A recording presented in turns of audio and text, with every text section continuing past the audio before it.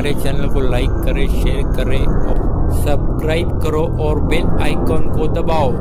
आणि त्यांना आव्हान सांगला की अनेक योजना होती पण त्या योजनांच्या आव्हान माहिती नाही राहत। तर आपण जो मोबाईल त्या मोबाईलवर आपण गेम वगैरे खेळत बसवापेक्षा त्या मोबाईलची माध्यमातून अनेक माहिती आपण मिळवू शकता। आपली कुटुंबाच्या आणि समाजाचा सुद्धा विकास त्यामधून होईल। तर मी काय तुम्हाला सल्ला देवासाठी काही मोठी नाही, पण कुणीतरी खारीच्या वाटा लेवाच्या आमची मनात राहतो आणि त्यामुळं आपली समाजाची विकासासाठी थोडंसं कणभर जरी मदत आपणकडून होली तरी आपला मन भरीन, इथला समाधान आपण भेटतो। आणि त्याकरता आम्ही सब समिती सदस्य आणि सब समाज या समाजानं आज ही जी एक आदर्श निर्माण केला हो। आज मला देखला कितली शांतता होती, इतली मोठी संख्या होती तरी पण रॅली व्यवस्थित होली।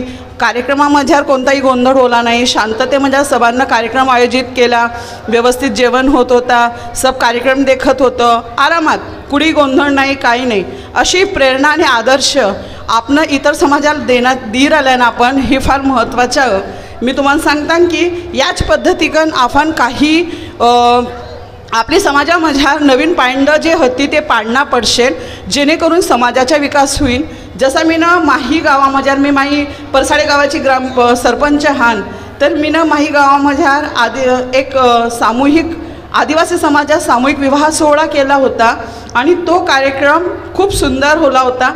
तर मला असं वाटतो की जास्तीत जास्त आपल्या तळवी आदिवासी समाजातील जे वधूवर हुशेन नवरदेव नवरी पुढं होणारं हुशेन भविष्यामध्ये, तर त्यांना सामूहिक विवाह सोहळ्यामध्ये शादी करवाचा एक प्रयत्न किंवा एक प्रयास त्यांना केला पाहिजे, जेणेकरून जी बचत होईल ती त्यांची भविष्यासाठी फार उपयोगी पडेल।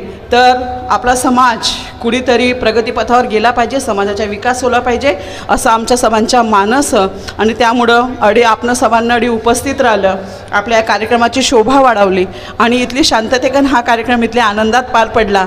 त्यामुळे तहे दिलकन मी सभांची शुक्रिया अदा करतान आणि अशीच प्रेरणा आम्हाला देत राहो तुम्ही, अशी मी आशा व्यक्त करतान। आयोजकांना मला बोलवायची संधी दिली त्याबद्दल मी सभांचं धन्यवाद करीकन माई 2 शब्दांत विराम देतात।